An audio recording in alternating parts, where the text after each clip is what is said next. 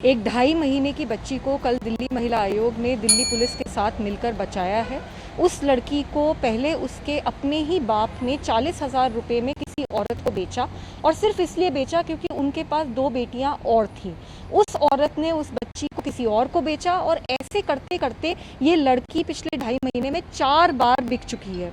Delhi police के साथ मिलकर दिल्ली महिला आयोग ने ये ऑपरेशन करा।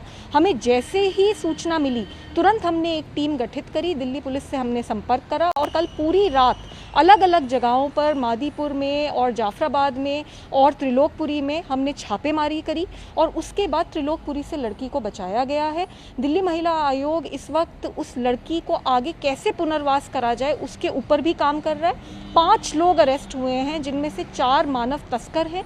मैं दिल्ली पुलिस से अपील करती हूं कि इस केस की पूरी तरीके से जांच करी जाए और तह तक जाया जाए, क्योंकि मुझे ऐसा लगता है कि ये सिर्फ इस बच्ची की बात नहीं है, ये एक बहुत बड़ा तस्करी का रैकेट है और इसका पूरा भांडाफोड़ होना चाहिए और जितनी बच्चियां इन लोगों ने पहले भी बेची हैं उनका भी पता लगाना जरूरी है। मैम, जहाँ आपने कहा कि 4 जो है ह्यूमन ट्रैफिकिंग में जो है उनके गैंग से हैं, तो कुछ और डिटेल मिली कि कुछ और बच्चे भी हैं या इस तरह की कोई इन्फॉर्मेशन?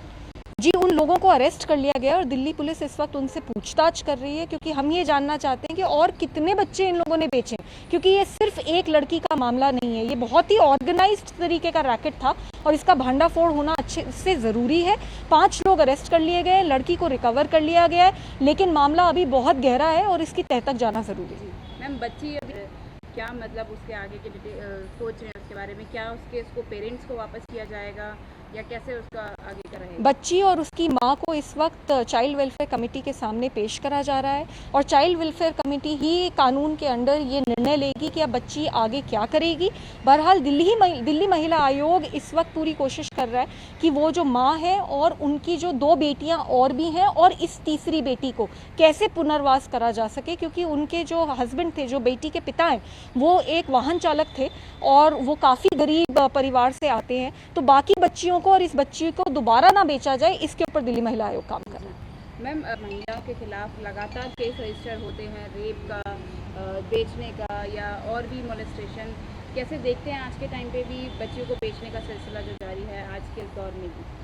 एक तरफ तो बेटी बचाओ बेटी पढ़ाओ का नारा पूरे देश में गूंजता है और दूसरी तरफ सच्चाई ये है कि देश की राजधानी में भी छोटी छोटी नन्ही बच्चियों को सिर्फ इसलिए बेच दिया जाता है क्योंकि बेटियां और भी घर में हैं और 40,000 रुपये जितने अमाउंट पे बच्चियां बिक रही हैं। तो इसलिए मुझे लगता है कि दिल्ली पुलिस और देश की सारी जो पुलिस है उनको साथ में मिलकर काम करना चाहिए और बहुत ही एक्टिवली काम करना चाहिए। जितनी अच्छे से इस केस में काम किया गया है, इसी तरीके से बाकी सारे केसेस में काम करने की ज़रूरत है, जिससे कि बच्चियां ना मिसिंग हो। क्योंकि आज अगर हम इस बच्ची को नहीं बचा के लाते तो भगवान जानता है कि उसके साथ क्या हो सकता था। तो मुझे लगता है कि एक पूरा देश में एक अवेयरनेस के साथ साथ पुलिस का तगड़ा एक्शन होना चाहिए, खौफ होना चाहिए, जिससे कि कोई बेटी आगे ना बिकता।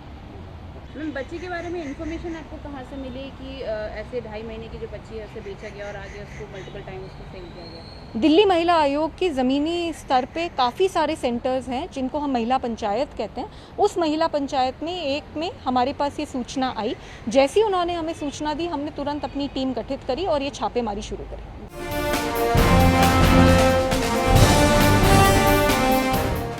अड़ी सोमवार से शुक्रवार शाम 6 बजे सिर्फ TV9 भारतवर्ष पर।